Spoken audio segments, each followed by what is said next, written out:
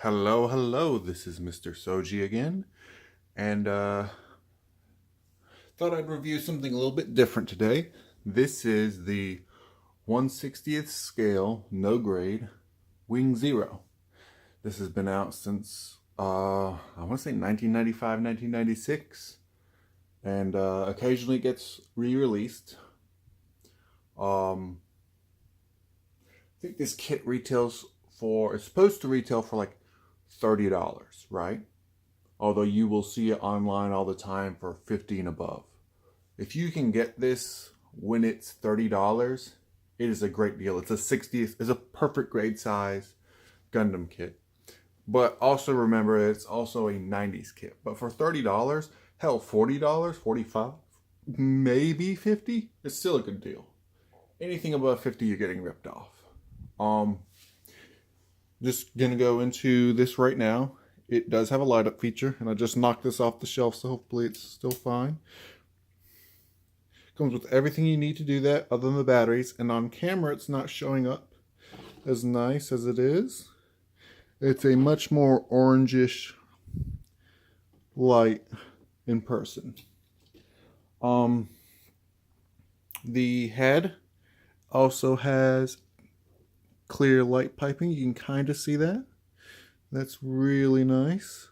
And it would not honestly be too hard. I'm going to pull off his head to drill a hole through this polycap. Well, not a polycap. Drill a hole through this piece or behind the head and actually have it light up the whole head.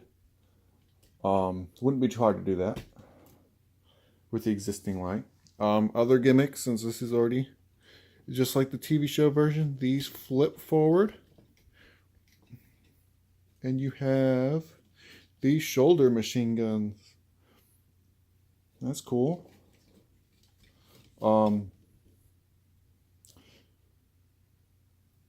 Beam sabers in the shoulders. In both shoulders. And it comes with these beam sabers, and they're kind of crummy for 1/60th scale beam sabers. Could be a little bit thicker, but they work. As for the hands, they're fully posable hands. They are honestly, the fingers themselves are polycap material, I believe. But there's two joints in each of the fingers, and they're fully posable. It holds this just fine. Since we're kind of on accessories, and also note that if you want more of that feathered look, and there's a little thruster inside there you can see. Can you see that? You see the little thruster? Yeah, you see the little thruster. But if you want that feathered look, kind of like Wing Zero EW had, you can kind of splay the wings out like that. Other accessories, it comes with this big old shield, nice clear part at the beginning, and this has no paint or panel lines on it yet. I'll go into that at the end. It's this nice little extension, and it just pegs onto either arm.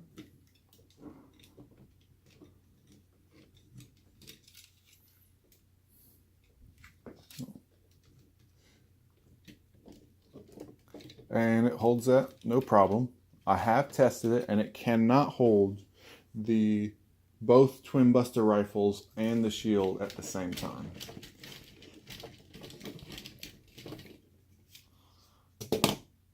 So, well, in the same hand. So, speaking of the twin buster rifles, you do get those.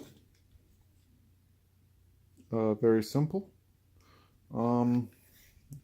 The handle folds up, and it actually has like a little click to lock it into place. And as you can see, tabs in the hands. And plugs in to each hand. And this is the big problem with Wing Zero in general. You gotta holds that just fine. Let's see, full extension. Yep, okay. Let's combine them. Wait.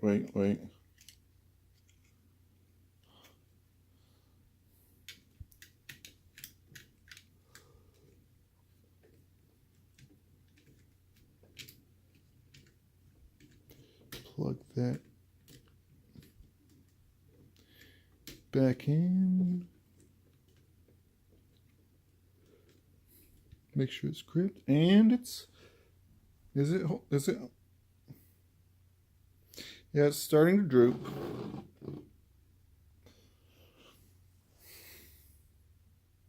They're very slowly drooping. And that's honestly, it's holding it fine, but the weight of the arm, wow, you can't even see that, can you? Lean up the camera up just a little bit. Yeah, that's not doing anything at all, drooping wise, so that's fine.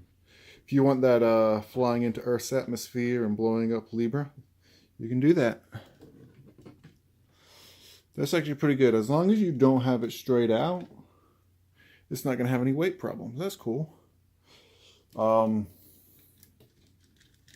Articulation, it's a 90s kit, but it's a little bit more excusable because of the sheer size of this guy. And this also has, you know, the whole exposed polycap things a lot of 90s kits have. So head is on a single ball joint, does whatever a ball joint does. No swinging or anything right here. So this is a peg. This rotates. These open, I already showed you that. Has a double jointed elbow, which is pretty good. These are big ass polycaps right here. And if you really want, you can break his elbow. Ball joint right here. I already told you, double jointed fingers. Rotation. These are on hinges. There's nothing on the back skirt. Legs go up, legs go out. Double jointed knee. And the foot tilts. So if you want, you can get like a nice wide stand. Preferably not with creepy fingers, you know. So yeah, not great articulation. Also, I guess I need to do the backpack too. The backpack, these are on ball joints. These swing and twist.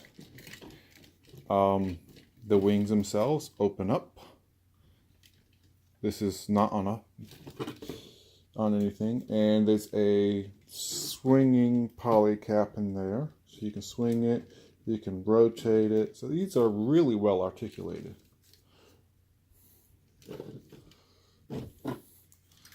Like I said, not a fantastic articulation, but I really wouldn't ask much more of a model kit this size. One of the things you'll note is what they did in the 90s. Let's see if I can get a good look. Can't really see it super well, but there is excessive panel lines on this, which that's an aesthetic thing, but I think it's honestly, if it weren't for what I was going to be doing with this, I would say it's excessive. What I plan on doing with it is when I paint it, I'm going to paint some of these panels a lighter or darker shade of whatever the base color will be. Like, let's say I want to paint these, I'll do like a base coat of white primer and then paint gray over these panels, and I'm hoping it'll give it like a real grade look. And it does transform. I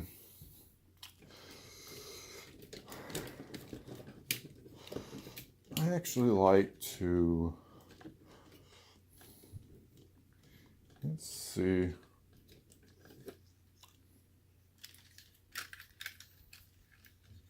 It's a big hunk of a thing. Fold these knees up. I hope you can see this. And the backs of the legs pop out. You fold this in. See if I can remember. Okay, you fold this foot in, side, like this. Fold it up.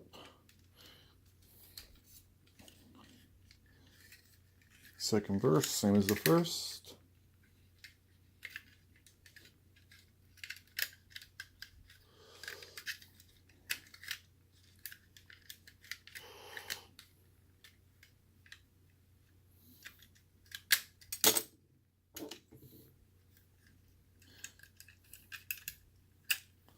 And this is a very, very light model kit.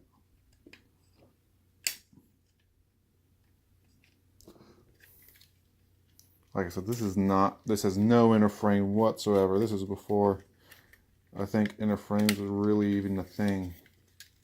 This is before master grades were a thing, so this is an old, you know, I'm just leaving that off. You get the idea.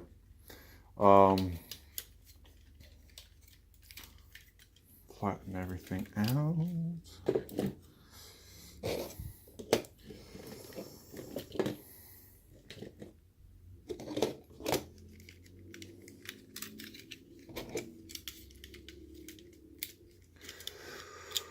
Fold up the handles and plug this in